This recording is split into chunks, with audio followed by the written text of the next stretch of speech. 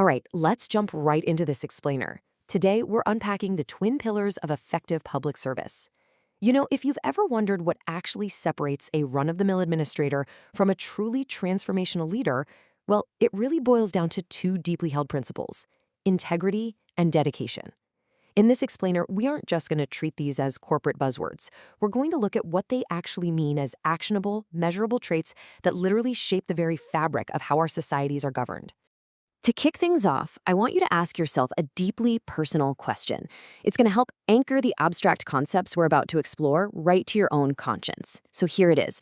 What do you do when absolutely nobody is watching? Because honestly, this is the ultimate test of character, right? I mean, it's pretty easy to follow the rules when the spotlight is on you.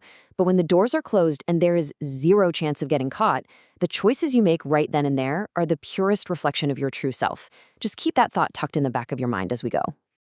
Okay, moving on to Section 1, defining integrity.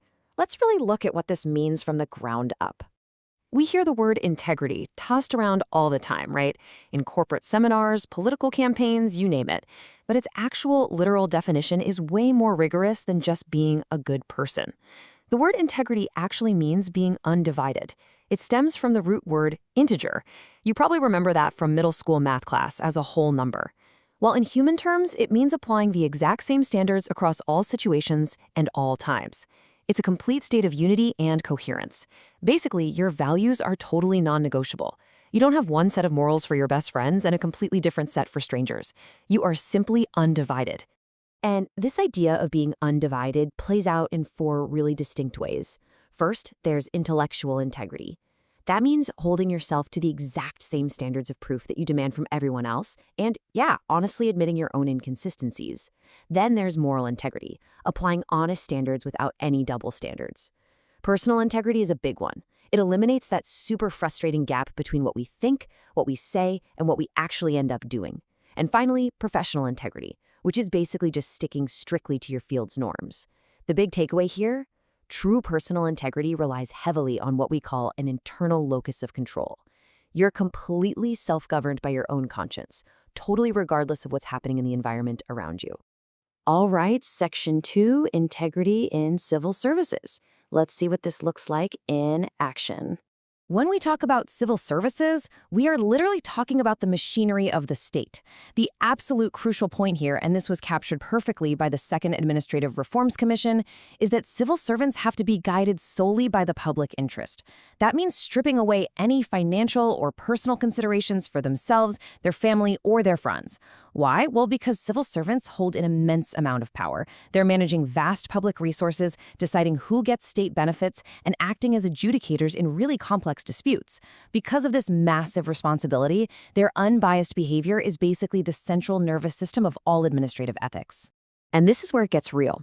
This amazing anecdote proves that integrity isn't just some abstract theory. It drives incredible role modeling behavior. Listen to this. When APJ Abdul Kalam was the president of India, he invited his family to stay with him at the president's house for 2 days. Now, legally, the state would have completely covered the expenses for hosting the president's family. But Kalam, he absolutely insisted on paying for all of their expenses right out of his own pocket. He did the right thing even when the law gave him a perfect excuse not to. That right there is the ultimate internal locus of control in action. Now, we had to look at the flip side for a second. If a person is morally impure and simply cannot perform basic moral analysis, true integrity just cannot exist. We often think of corruption as just taking bribes, right? But at its absolute most basic level, corruption is moral impurity. When that impurity clouds a person's mind, they completely lose the ability to even conduct a proper moral analysis of a situation. And without that analysis, integrity is literally impossible. They are completely mutually exclusive states of being. Which brings us to Section 3, rebuilding public trust. Let's talk about restoring faith. So if integrity is an absolute must for efficiency, we've got to look at why it fails. Because let's face it, we don't live in a perfect world, and public trust gets broken all the time. It's really an ecosystem problem. The decline in integrity usually stems from historical and economic pressures, a societal shift toward more material values, and, let's be honest, incredibly complicated, cumbersome procedures that basically beg people to take shortcuts. Add to that inadequate laws to actually deal with the corruption, undue protection that shields civil servants from consequences, and a lack of strong public opinion demanding better. Honestly, it's a perfect storm. But the good news? It can totally be fixed. We can actually improve the system and wipe out the breeding ground for corruption by taking a few direct steps. First step, you have to fill the gap between a person's high position and their paycheck. You've got to pay people fairly for the immense responsibility they hold. Second, we need to simplify those administrative procedures so there are way fewer bottlenecks where bribes can even be extracted. And third, society itself has to actively create a loud, healthy public opinion against corruption to strip away its social acceptability. Make it uncool, basically. And the cool thing is, institutions are already fighting back. They're using specific measures to promote and actually recognize honest officers.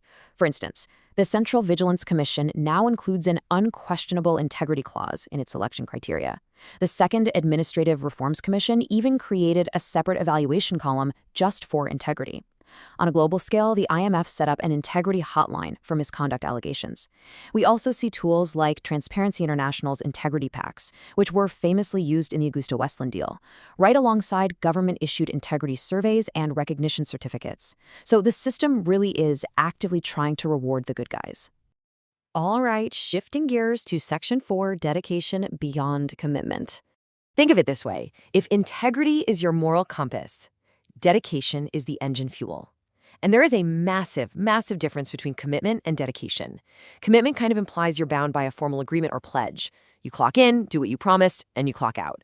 But dedication is inspired. It is driven by a deep sense of duty, big ideals, passion, and even love for the society you're serving. It's the ability to throw your time, your attention, and your entire self completely into a cause.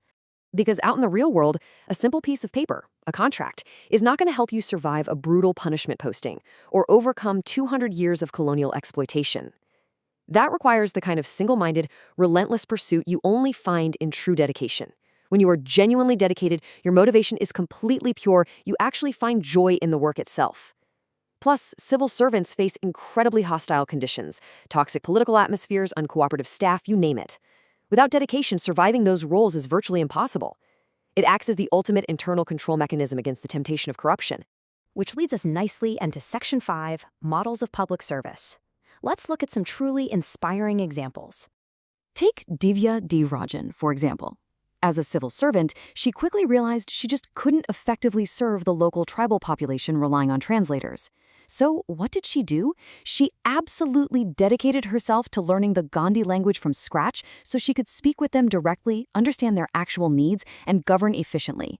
That right there, that is dedication going way, way beyond basic commitment. And then we have Dashrath Manji, famously known as the Mountain Man.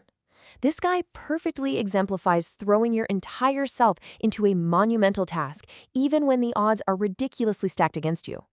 When his wife passed away simply because a mountain blocked the shortest path to a doctor, he didn't just accept it. He spent 22 years carving a road straight through that mountain using literally nothing but a hammer and a chisel. I mean, wow, it is steady persistence in its absolute most staggering form.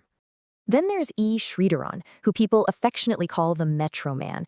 His career shows us how dedication practically manifests in massive, highly efficient public development projects. He fundamentally transformed public transportation in India. He executed world-class, large-scale infrastructure projects, like the Delhi Metro, staying rigorously on time and under budget in an environment where everyone thought that was practically impossible. And we see that exact same driving force in towering figures across completely different fields. You've got M.S. Swaminathan, who spearheaded the Green Revolution in India, applying incredible scientific dedication to quite literally pull a country back through the brink of famine. And at the same time, you have someone like Baba Amte, who poured his entire life and love into empowering those suffering from leprosy, acting on profound, deep-seated social ideals. Over in the realm of science, Homi Bhabha and Vikram Sarabhai were laying the entire groundwork for India's nuclear and space programs. These visionaries proved that lifting a nation out of the shadows of exploitation required a dedication to science and progress that went so far beyond just basic duty. They envisioned a totally new future and persevered against immense technological and economic odds to make it a reality.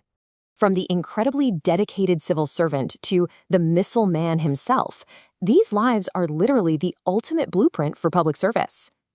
Think about Armstrong Palme, The civil servant who somehow managed to build a 100-kilometer road without a single dime of government funding, just by crowdsourcing and utilizing local support. Or APJ Abdul Kalam, whose dedication as a scientist and later as a statesman inspired a billion people. Every single one of them shared that powerful internal locus of control. So, I want to leave you with this final, provocative thought to chew on. Are you controlled by what's happening in your environment, or are you guided by your own conscience?